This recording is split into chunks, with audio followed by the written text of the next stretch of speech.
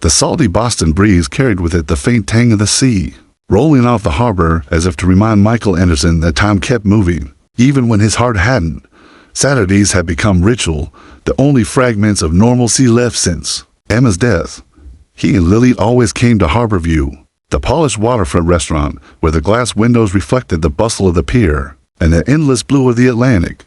At 38, Michael was a man who looked like he had everything: an empire in biotechnology, accolades, wealth, but all of it felt like scaffolding around a hollow core. He smiled when Lily tugged at his sleeve, laughed when she made silly faces at her grilled cheese. But each smile was rehearsed, each laugh borrowed from the man he used to be. "Daddy, can we get the chocolate cake?" Lily's voice, soft and insistent, broke through his haze of thought. She had Emma's eyes wide, searching, alive with a curiosity that reminded him of every reason he used to fight harder. He managed a smile, leaning forward. "Of course, sweetheart. We'll order it after lunch." Watching her face brighten was the closest thing to joy he had left, like a candle flickering in a house long darkened by storm. But then she stopped, her fork frozen halfway to her mouth, her gaze fixed on something beyond the window. She stood on her chair, pressing her small palms against the glass, her finger pointing urgently. "Daddy," she said, voice trembling between excitement and something Michael couldn't name. "Daddy, look, that homeless woman in the wheelchair. She looks just like Mommy." The words slammed into him. His pulse lurched. Against every instinct, he turned. Across the busy street, framed by the blur of traffic and passersby, sat a woman in a battered wheelchair. Her hair was tangled, streaked with the grit of the streets, but the angle of her jaw, the quiet dignity in the way she held her shoulders despite the slump of weariness. It was like seeing Emma alive again. His breath caught painfully in his chest. She wasn't Emma, he knew that, but something about her profile struck so deep, so precise, that his body reacted before his mind could reason. The world around him narrowed. Forks clattered on plates. The hum of conversation blurred into a distant roar. The harbor wind pressed cold against the windows. Michael pressed his hands against the table as though it might anchor him. His eyes locked on her. On the way she tilted her head, her shoulders rising slightly as if bracing against invisible weight. That familiar gesture ripped through him like a blade. Emma had done that. Emma, when she was tired, when she was fighting but didn't want anyone to see. No, he told himself. No, it's impossible. Emma is gone. You buried her. You carried Lily, alone for 2 years. This is not her. But Lily's voice echoed like a bell. She looks just like Mommy. His chest tightened. Breath came shallow, quick. His grip slipped on the edge of the table. His businessman's followed the cool, controlled empire builder fractured like glass under a hammer. The room swam, colors dimming at the edges. He tried to stand, to ground himself, to deny the ghost rising in front of him. Instead, the floor tilted, the harbor spun, and Michael Anderson, the millionaire who could stare down boardrooms, negotiate billion-dollar contracts, build entire companies from ash collapse like a man undone by a single glimpse of memory, returned. The last thing he saw before darkness claimed him was Lily's tiny face pressed to the glass, her hand waving frantically across the street. The woman in the wheelchair had turned her head, and her eyes green, tired, unmistakably familiar, were looking directly at him as his world fell into black. The world returned in fragments, cold pavement against his cheek, a chorus of voices, some sharp with alarm, some curious, some dismissive. The air smelled of salt and exhaust. The Boston harbor wind knifing across his skin, and then, clearer than all of it, a voice that pulled him back from the dark. "Easy. Take it slow." Michael blinked against the brightness until the face above him came into focus. Her hair was a wild, tangled curtain, her skin weathered and marked by years of struggle. But the eyes, those green eyes, cut through him like memory made flesh. They were eyes he knew from a different life, from laughter in medical school hallways, from late-night arguments over which professors were brilliant, which were insufferable, from wedding photos where she had stood next to Emma with her arm looped tight around the bride's waist. "Kate," his voice cracked, his throat dry. "Kate Mitchell." The woman in the wheelchair gave a small, bitter laugh. Her hands, scarred and calloused, gripped the wheels of her battered chair. "Michael Anderson," she said, her tone carrying equal parts disbelief and exhaustion. "I never thought I'd see you again." His heart thudded against his ribs, a confused mix of grief and recognition. It wasn't Emma, but it was someone just as unexpected, just as haunting. Catherine Mitchell, Emma's best friend, her sister in everything but blood, the woman who had vanished from their lives 8 years ago as though swallowed by the earth. And now here she was, sitting on the sidewalk in rags, a ghost of her. For herself, Michael forced himself upright, ignoring the ache that spread through his body. He stared at her, the image of the once brilliant neurologist clashing violently with the reality before him. The woman he remembered had worn crisp white coats, her confidence commanding entire rooms of peers. This woman's clothes were torn, her face lined with hardship, her wheelchair dented and rusting. What happened to you?" The words slipped out, raw and unfiltered. Her lips curved into something that wasn't quite a smile, more like a wild reopening. "Life happened, Michael. Life in ways you couldn't begin to imagine." For a moment, silence stretched between them, thick with questions he didn't dare ask. Then, from across the street, through the large harbor view windows, he saw Lily. She was standing on her chair, pressing her small palms against the glass, her mouth moving urgently as if trying to shout encouragement. She waved furiously, her innocent joy untainted by the storm that raged in the adult's silence. Michael's chest tightened.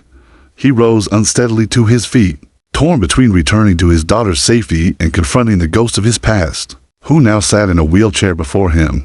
He looked down at Kate, his mind spinning. "You can't stay like this," he said, the urgency in his voice surprising even himself. "Let me help you, please." But her gaze hardened, the green in her eyes darkening. "Help?" she echoed. "Michael, look at me. Look at what I've become. I'm not the woman you once knew. I'm not the woman Emma once trusted." Her words hit him with the force of a confession, shame, regret, and something unspoken lingered between each syllable. Before he could answer, another voice sliced through the crowd, sharp as a blade. "Michael Anderson, what on earth is going on here?" Michael's stomach dropped. He turned to see Eleanor Harrison, Emma's mother, striding toward them with the commanding presence of a woman who had spent her life in courtrooms. At 65, Eleanor was silver-haired, impeccably dressed, her every step fueled by authority and suppressed rage. The moment her eyes landed on Kate, her expression twisted into something darker. Recognition flared, followed swiftly by disdain. "Catherine Mitchell," she said slowly, her voice trembling with old anger. "I should have known you'd find your way back eventually." Kate's hands tightened on her wheels, her jaw locking. "Mrs. Harrison," she murmured, her tone respectful but cold. The tension between them was electric, a silent battlefield where past betrayals still burned hot. Michael felt caught in the middle of a storm he hadn't even known existed. Eleanor's gaze flicked to him, sharp and cutting. "Michael, step away from her. You have no idea what you're inviting into your life." Into Lily's life. Confusion tore at him. He looked from Eleanor's fury to Kate's hollow defiance, to Lily's face across the street, bright, trusting, hopeful. A sick sense of dread twisted in his gut. He was standing at the crossroads of something vast, something that reached back years before Emma's death, something buried in secrets Emma had never told him. Kate's voice broke the silence, low and filled with finality. "She's right about one thing, Michael. You have no idea what you're getting yourself into." The harbor wind rose, rattling the street signs, carrying the weight of the unspoken. Michael felt the world tilt again, not from fainting this time, but from the realization that Emma's death had not closed a chapter. It had opened the door to a story he wasn't ready for. And he had just stepped across the threshold. The grandfather clock in Michael Anderson's study struck midnight, each chime echoing through the silent mansion like a warning. He hadn't slept in days.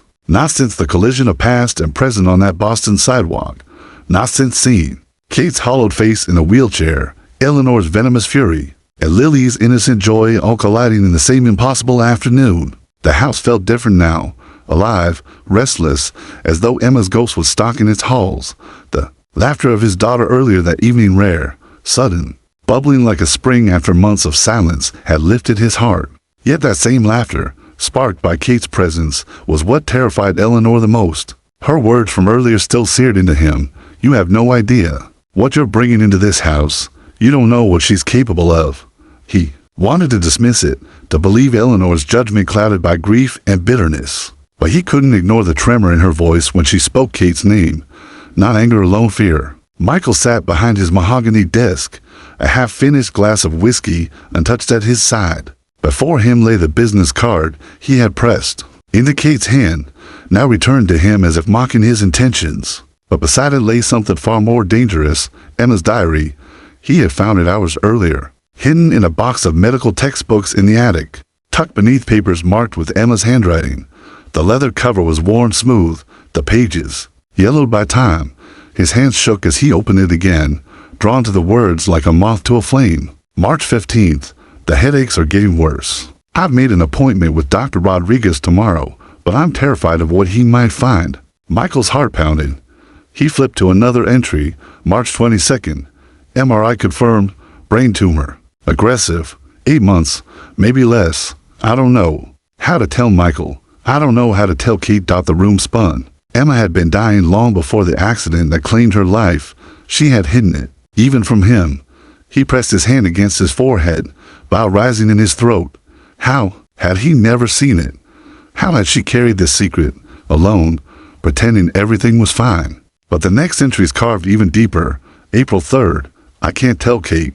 She's already drowning in responsibility with her grandfather's Alzheimer's. If she knew, she would sacrifice everything for me. She always has. I can't let her destroy herself again. And then, the line that stopped his breath. April 18th. Kate almost discovered my medical files today. I panicked. I put sedatives in her drink. Not enough to harm her, just enough to cloud her memory. She won't remember what she saw. She'll just remember how cold I was afterward. She'll think I wanted her gone. Better she hates me than sacrifices herself. Michael dropped the book as if it had burned him. His wife, his Emma, the paragon of honesty and light, had drugged her best friend. He could see it now, the night before graduation. The whispered tension between the two women, Kate's sudden disappearance from their lives. Emma had rewritten history to protect Kate, and in doing so, had shattered her. He bent to retrieve the diary, his tears blurring the words. May 15th. Kate left for Seattle today. She didn't even say goodbye. She'll think it was her choice. That's the only way she'll build her life. She'll never know I pushed her away to save her. God forgive me. A floorboard creaked behind him. Michael spun, clutching the diary as if it were a shield. In the doorway stood Eleanor, her silhouette, sharp against the dim light of the hall. Her eyes fell instantly on the book. Color drained from her face. You found it. Michael's voice trembled with rage and disbelief. You knew she was dying. You knew she drugged Kate. And you let me live in ignorance while my wife tore her best friend's life apart. Eleanor's lips pressed into a thin line, her silver hair gleaming in the lamplight. Emma made me promise. Michael, she begged me not to tell you. She said it was the only way to protect you. To protect Lily. To protect Kate. Protect. Michael slammed his hand against the desk.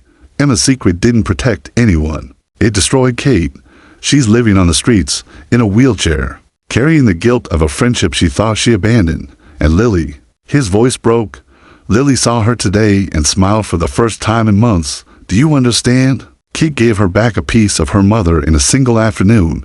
Eleanor stepped into the room, her face lined with anguish. And what happens when she takes it away again? Michael, when she leaves, or when her own demons devour her, she will break that child's heart, just like she broke Emma's.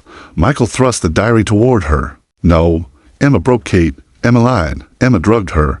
You helped hide it. And you both condemned her to a life she didn't deserve. For the first time, Eleanor faltered. Her shoulders slumped, her steel-like posture softening under the weight of truth. She glanced at the diary, then back at Michael, her eyes haunted.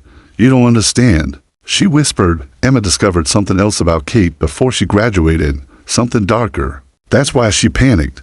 That's why she made the choices she did. Michael froze, his heart hammered. What are you talking about? Eleanor shook her head, her lips trembling. I can't. Some secrets are too dangerous. Michael took a step closer, his voice low, his rage tempered by dread. Then tell me, Eleanor. Tell me what terrified Emma so much she was willing to poison her best friend. Tell me what you're so afraid of.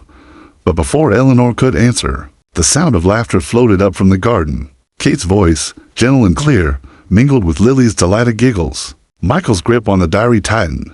The sound was a knife and a bomb at once. He realized then that he was standing on a knife's edge between the truth Eleanor, guarded like a curse, and the fragile hope blossoming in the garden below. And for the first time, he understood Emma's secrets hadn't ended with her death. They were just beginning to unravel. The attic was heavy with dust and silence, the kind of silence that seemed alive, watching, waiting. Michael had not set foot in this space since Emma's death. Every box was a coffin for a memory he hadn't been brave enough to exhume. But tonight, with Emma's diary clutched in his hand and Eleanor's half-spoken warnings echoing in his ears, he felt pulled upward by something larger than grief, something like destiny. The bulb hanging from the low rafters flickered as he pulled the chain, throwing a pale, trembling light across the cramped room. Cardboard boxes lined the edges, scrawled with Emma's precise handwriting: college years, medical school, Lily's first. Each word was a cut to the heart, but it was the box marked simply personal that caught his eye. He knelt and pulled it open, dust rising in the air like ash from an old fire. Inside, nestled among textbooks and faded lecture notes, lay a small, manila envelope. Emma's looping handwriting stretched across the front, "For Kate when the time is right."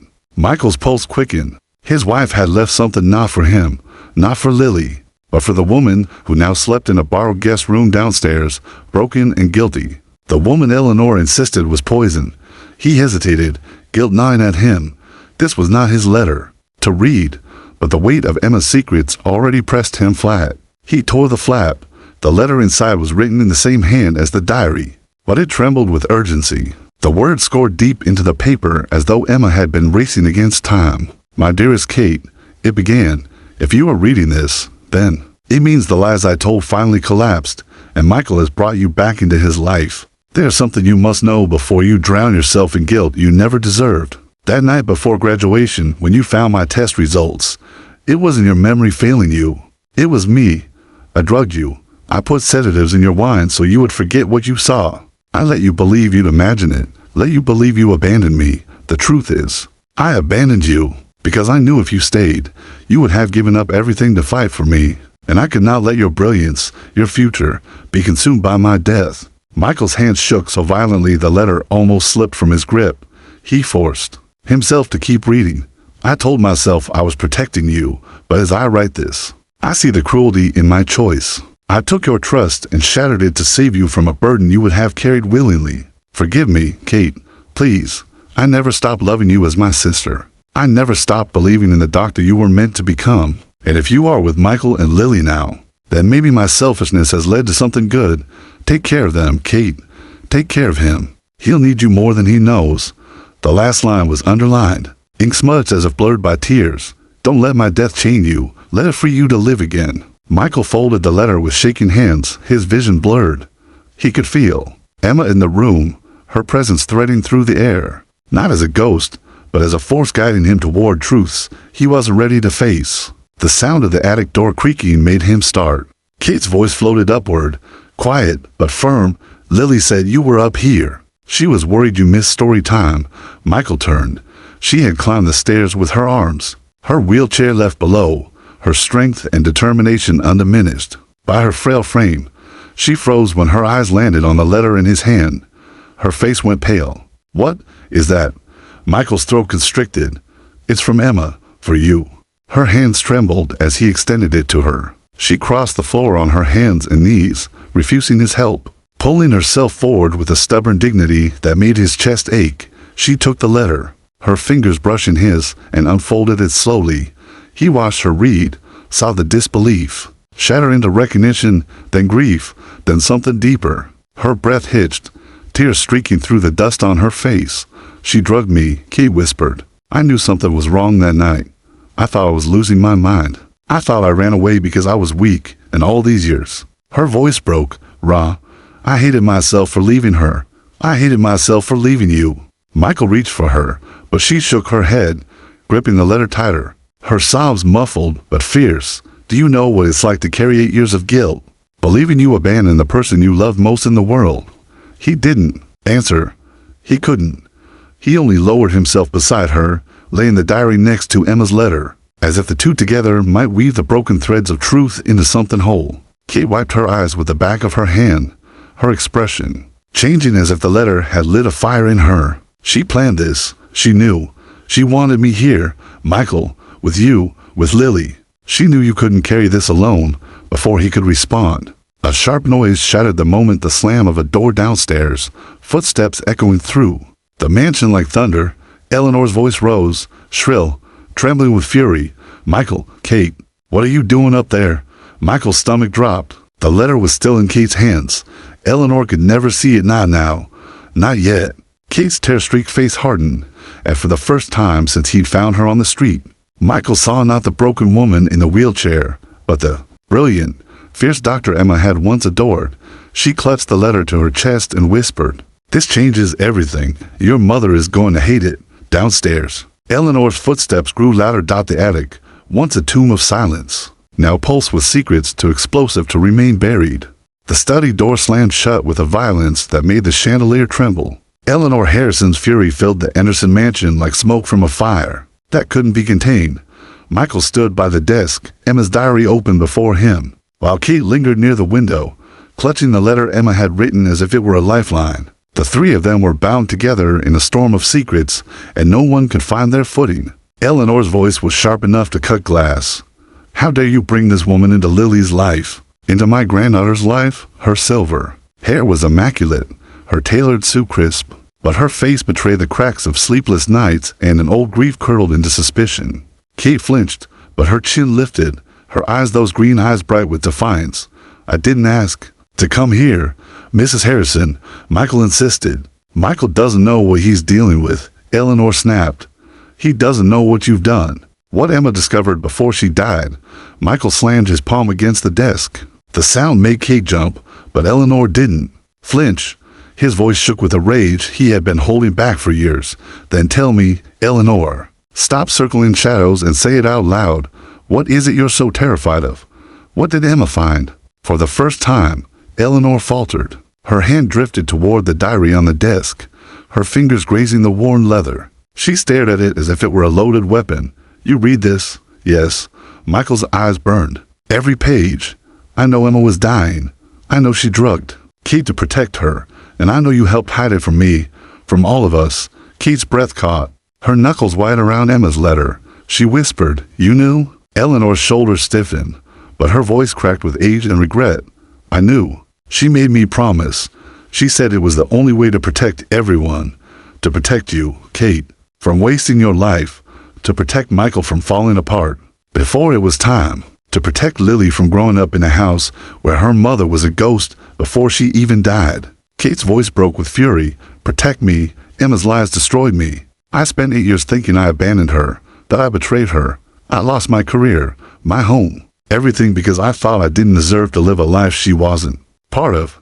And you stood by and let me rot." Eleanor's eyes blazed. "Better that than you destroy what Emma worked so hard to build." The air between them seemed to vibrate with hatred, grief, and something unspoken. Michael's fist clenched. "Enough. Emma loved you both. She made choices, terrible ones, because she thought she was protecting you. But you, Eleanor, you didn't just protect her secret. You weaponized it. You've been poisoning me against Kate since the moment she reappeared." Eleanor's lips parted as if to argue, but Michael pulled a second envelope from the desk, drawer, the one he hadn't dared open until now. Its flap had been torn already, its contents skimmed in disbelief earlier that day. He held it up like evidence in a trial. "This," he said, his voice low but steady, "was hidden in Emma's jewelry box. A letter addressed to you." Eleanor's face drained of color. "No." Michael opened it and read aloud, his voice trembling. "Mother," Emma had written, "if you are reading this, then I am gone, and you are the keeper of too many secrets. I know you've never trusted Kate. I know you think she was reckless, that she tempted me to choose dreams over duty. But you're wrong. Kate was the best of us. If I pushed her away, it wasn't because she betrayed me. It was because I betrayed her. I drugged her. I lied to her. I let her think she was my enemy so she wouldn't become my victim. If you hold this letter now, promise me you will not let your anger destroy her. Promise me you will tell the truth when Michael needs it most. Promise me you will help them heal, not tear them apart." Michael's voice broke. He lowered the letter slowly. The silence that followed was unbearable. Kate had turned away, shoulders trembling, staring out into the garden where Lily's laughter carried faintly on the night air. Eleanor collapsed into the armchair, her composure crumbling. Her hands shook as she pressed them to her face. She wrote that for me. She trusted you," Michael said bitterly. "She trusted you to protect what mattered when she couldn't. And instead, you let your anger turn into hatred. You turned Kate into the villain of a story where Emma was the one pulling the strings. Eleanor's voice was a rasp, almost inaudible. Because there's more, Michael, more than you know. Emma discovered something. Something about Kate that terrified her. Kate spun around, fury blazing in her eyes. Enough riddles. What could I possibly have done to make Emma drug me? To make her destroy our friendship? Tell me. Eleanor's lips trembled. It wasn't what you did. It was what you were planning to do. Emma found records financial transfers. A second phone. She was convinced someone was paying you. She thought you were being groomed. Kate staggered back as if struck. What? Michael's breath caught. The image of Emma, hiding her illness, drugging her best friend, scribbling frantic notes in a diary suddenly twisted into something darker. Eleanor whispered. Emma believed you weren't just her friend anymore. She thought you were someone else's weapon. The words hung in the room like poison, pulling all the air out. Kate shook her head violently, tears streaking down her face. No, that's a lie. That's not true. She clutched Emma's letter to her chest. She knew me. She knew my heart.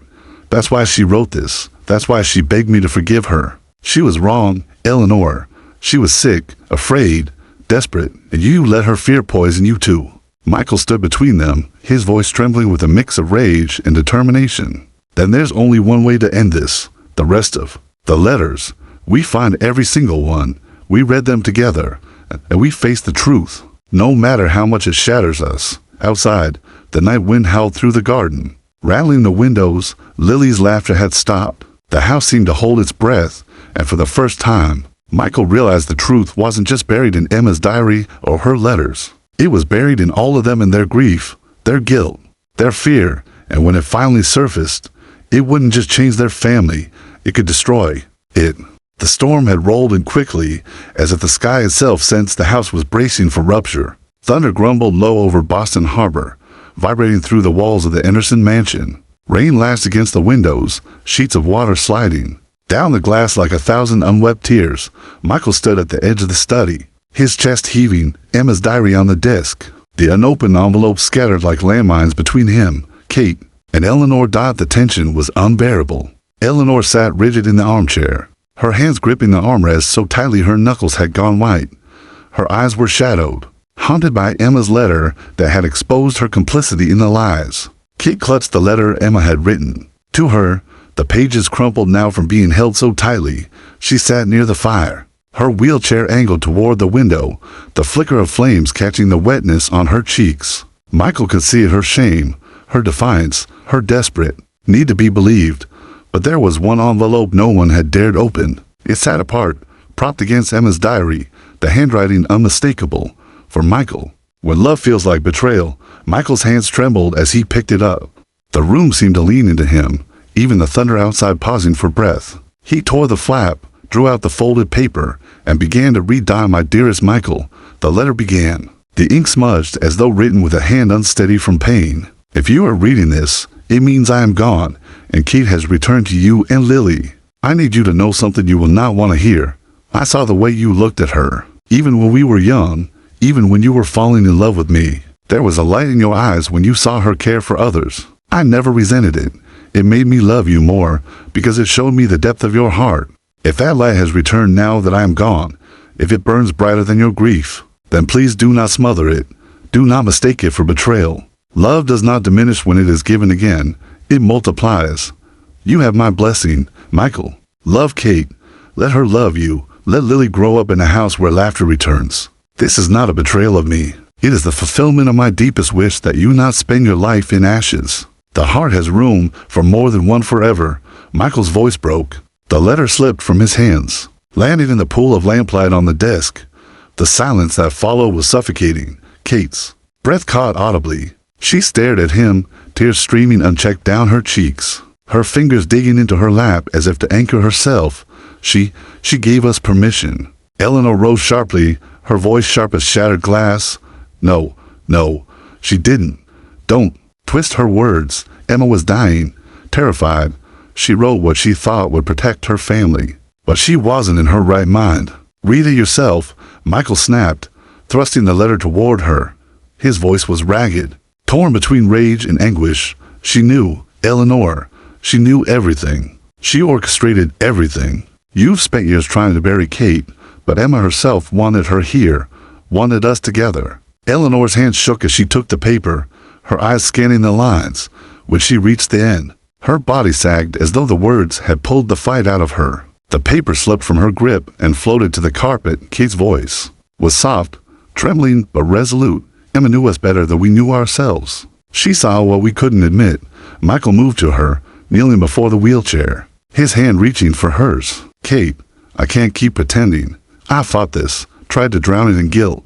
But when Lily laughs with you, when I see her smile in ways I thought were lost forever, I know Emma was right. This isn't betrayal. It's life finding a way forward. Kate's hands trembled in his, her green eyes shimmering with fear and longing. Michael, I've loved you since the first year of med school. I buried everything, because Emma came first.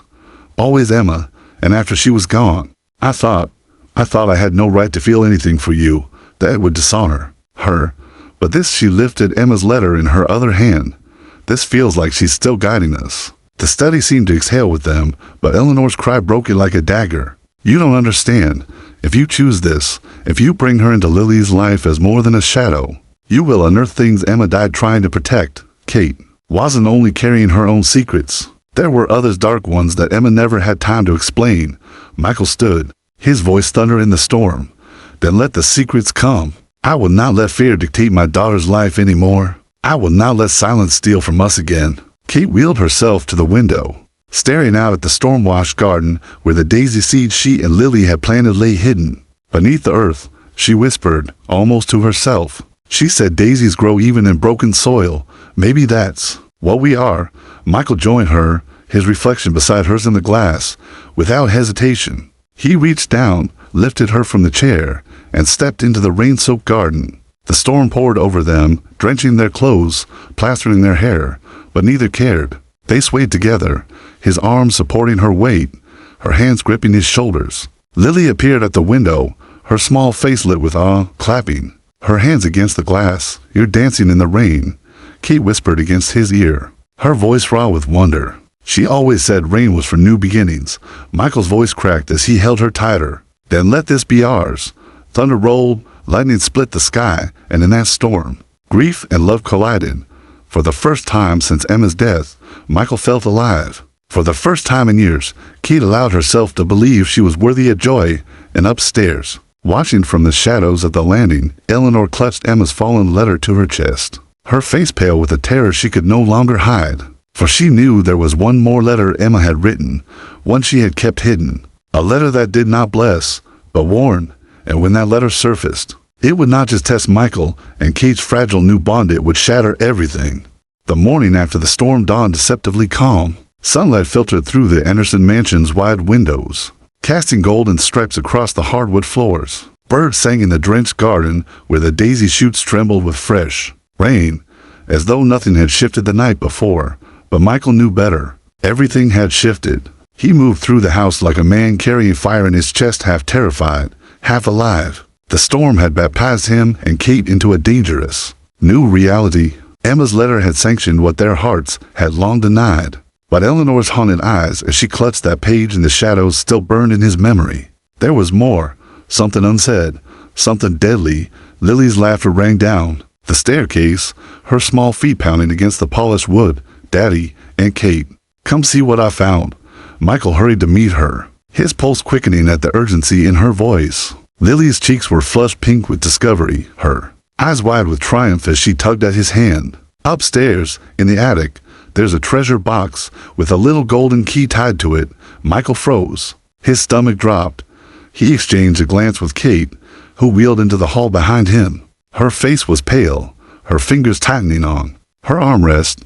Another box, she whispered. Emma, she left more. The three of them climbed together, Lily skipping ahead, Michael supporting Kate up the narrow steps with the strength of his arms. The attic smelled of dust and rain-soaked wood. In the corner, half buried beneath forgotten holiday decorations, sat an ornate wooden chest, its lid carved with patterns of vines and daisies. A golden key dangled from a pink ribbon, just as Lily had said. Michael's breath caught. She planned this too. Lily bounced impatiently. Open it, Daddy, please. Michael turned the key. The lock clicked with an almost ceremonial finality. The lid creaked open. Inside lay objects wrapped in silk, a delicate music box that, when opened, played the wedding melody from Emma and Michael's vows, a leather-bound album, its pages mostly blank except for the first inscription in Emma's hand, for new memories to fill the spaces where old ones used to live. And then, carefully folded, a pristine white wedding dress, simple and elegant, with a card pinned to its sleeve, for when love is ready for its next dance. This dress has only known happiness. May it bring the same to your new beginning. Kate covered her mouth, her tears falling freely. Michael's hands shook as he lifted the fabric, the scent of lavender and memory wafting from its folds. But beneath the dress, hidden almost carelessly, lay another envelope. Its paper was different, thicker, yellowed, edges frayed. The handwriting was Emma's, but the strokes were jagged, almost frantic. The front bore only two words: "Do not open." The air in the attic thickened. Michael felt the weight of it pressed down on him. Eleanor's warnings echoed in his skull. There are some things dangerous. Some secrets Emma died trying to protect. Kate reached for it. "Give it to me." Michael hesitated. "Kate." Her voice was sharp, urgent. "She wrote it for me, or about me. I have to know." Lily tugged at his sleeve, her voice innocent, oblivious. "What does it say, Daddy? Is it another story from Mommy?" Michael's throat closed. He pressed Lily gently back. "Sweetheart, go downstairs and play for a little while. Aunt Kate and I will join you soon." Lily pouted but obeyed, skipping away. Her footsteps faded down the stairs. The silence that followed was suffocating. Michael held the envelope between them. "If we read this, there's no turning back. Whatever Emma hid here, it could break everything we've rebuilt." Kate's eyes glistened with defiance and fear. "It's already breaking me, Michael. Not knowing is worse than the truth." He tore the flap. The letter inside was long, the ink blotted in places, words underlined with trembling strokes. Emma's voice spilled out, raw and frantic. "If you are reading this, it means the truth has clawed its way out. I need you to understand I never stopped loving Kate.